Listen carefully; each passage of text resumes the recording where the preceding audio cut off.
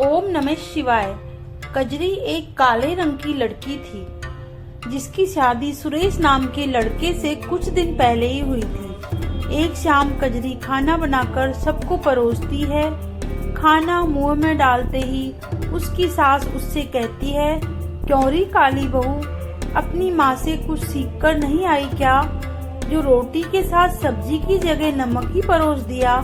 माँ जी, घर में बनाने के लिए कुछ भी साग सब्जी नहीं है। आलू बचे थे, वह मैंने सुबह ही बना दिए थे। कैसे करम फूटे हैं हमारे। जब से यह काली बैंगन हमारे घर पर कदम रखा है तब से बरकत ही नहीं हो रही इस घर में। और अब तो ऐसे दिन आ गए हैं कि नमक के साथ हमें रोटी खानी पड़ रही है। कजरी के प्रति कुंती की इस तरह की कड़वाहट का कारण उसका काला रंग था। उसके काले रंग को लेकर वो अक्सर उसको कोसती रहती थी। लेकिन कजरी का रंग भले ही काला था पर उसका दिल एकदम साफ था। वह दुर्गा माँ के प्रति बड़ी आस्था रखती थी।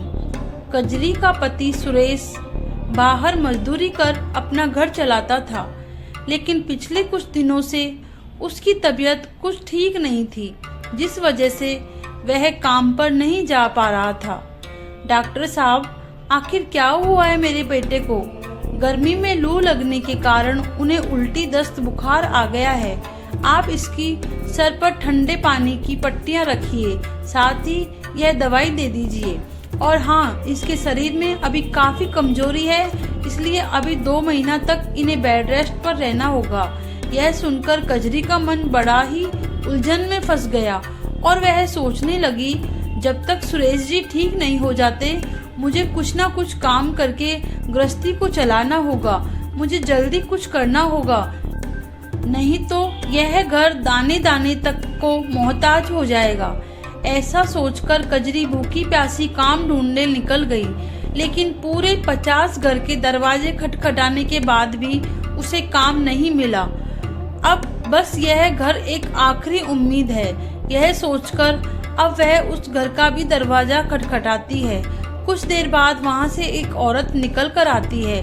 मालकिन, मैं गरीब सुबह से काम की तलाश में निकली हूँ, लेकिन कोई भी काम देने को तैयार नहीं है। मुझे काम की बहुत जरूरत है, प्लीज मुझे काम दे दीजिए।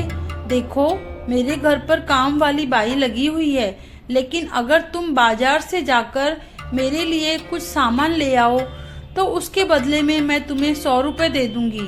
वो क्या है ना, धूप की वजह से मुझसे तो बाहर निकला ही नहीं जा रहा है। हाँ मालकिन, आप बता दीजिए, सामान ले आऊंगी।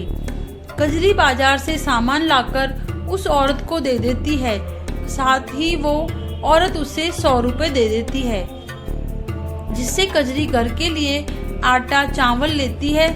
लेकिन सब्जियों के दाम सुनकर वह चौंक जाती है।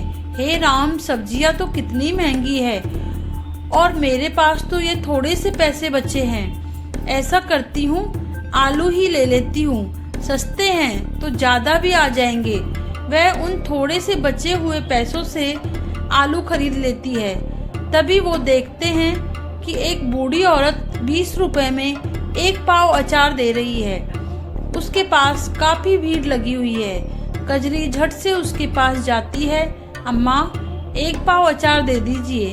अचार, आलू और आटा लेकर कजरी घर आ जाती है, लेकिन सारे रास्ते वह बस अचार वाली के पास लगी भीड़ के बारे में सोचती रहती है। और घर आकर वह अपने पति को यह बात बताती है। देखो जी, आज मैंने बाजार में एक बूढ़ी औरत को अचार बेचते हुए देखा। उनके पास अचार खरीदने के लिए काफी लंबी लाइन लगी थी। मैं सोच रही हूँ क्यों ना मैं भी अचार बनाकर बाजार में बेचूं। बात तो ठीक है, लेकिन अचार बनाने के लिए जो सामान चाहिए उसके लिए तुम्हारे पास पैसे आएंगे कहाँ से?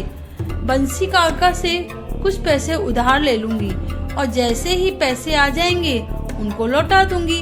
वह बड़ी उम्मीद से बंसी काका के पास जाती है, लेकिन वह उन्हें उधार देने से मना कर देते हैं। वह रोती हुई घर आ रही थी, तभी उन्हें रास्ते में वह अचार वाली बूढ़ी अम्मा मिलती है, जो कि एक पेड़ के किनारे बैठी हुई होती है। अरे बूढ़ी अम्मा, आप इस वक्त यहाँ क्या कर रही हैं? बेटी, कल रात मेरे गांव में बहुत तेज बादल फटा, जिससे बहाव के कारण मेरा सारा घर बह गया। अब मेरे पास कुछ भी नहीं है अम्मा, लेकिन आज भी मौसम खराब है, बारिश आने वाली है। आप ऐसे में कहाँ जाएंगी? आप एक काम करिए, आप मेरे साथ मेरे घर चलिए। उस रात को बूढ़ी अम्मा कजरी के घर रुकती है। फिर अगले दिन सुबह वह बूढ़ी अम्मा वहाँ से जाने लगती है तो कजरी उससे बोलती है, अम्मा आप इस उम्र में कहाँ जाएंगी? जब तक आपके रहने का कोई ठिकाना नहीं हो जाता, आप यहीं हमारे साथ ही रहिए। वो बूढ़ी अम्मा मान जाती है। फिर कजरी ने उनके सामने अचार बनाने की बात बताई। तो बेटा, तूने मुझे पहले क्यों नहीं बताया? ये लो, मेरे पास कुछ पैसे हैं, तू इससे अचार बनाने का सामान लिया। कजरी उन पैसों से सामान लेकर घर आती है। दोनों मिलकर बड़ा ही स्वादिष्ट अचार बनाती हैं।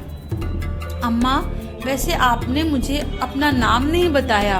वैसे तो बेटी मेरा नाम भवानी है, लेकिन लोग मुझे कई नामों से बुलाते हैं। कुछ तो मुझे दुर्गा भी कहते हैं। यह सुनकर कजरी सोच में पड़ जाती है। अगले दिन कजरी दुर्गा माँ के सामने माथा टेककर बूढ़ी अम्मा के साथ अचार बेचने बाजार जाती है। कुछ ही देर में उसके पास लोगों की भीड़ लग जाती है। मुझे 2 किलो अचार दे दो, मेरी बहू पेट से है, उसका बड़ा मन करता है अचार खाने को। और मुझे 3 किलो।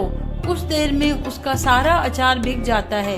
कुछ ही दिनों में वह बाजार में स्वादिष्ट अचार वाली के नाम से मशहूर हो जाती है। उसकी खूब अच्छी कमाई होने लगती है। अम्मा, आज तुम्हारे कारण ही मेरी अच्छी कमाई होने लगी है। बेटी, यह सब दुर्गा माँ की कमाल है। मेरी मानो तो अपनी कमाई में से कुछ हिस्सा गरीबों में दान करो, जिससे दुर्गा माँ बहुत खुश होगी। कोई जरूरत नहीं है भिखारी को दान देने की। अरे पैसे क्या पेड़ में उगते हैं? और तू बुढ़िया, जल्दी से अपनी बोरिया बिस्तर यहाँ से बांध ले। अब तुझे हम और इस घर में मुफ्त की रोटियां तोड़ने नहीं दे सकते। अगले दिन जब कजरी सोकर उठी तो उसने देखा बूढ़ी अम्मा घर में नहीं है। अम्मा, अम्मा कहाँ चली गई आप? लगता है माँ जी की बात ने उन्हें यहाँ से जाने पर मजबूर कर दिया। पीछे कुछ दिनों में कजरी का उस बूढ़ी अम्मा से खूब लगाव हो गया था। उसके जाने के बाद वह गम में वह काफी दुखी थी।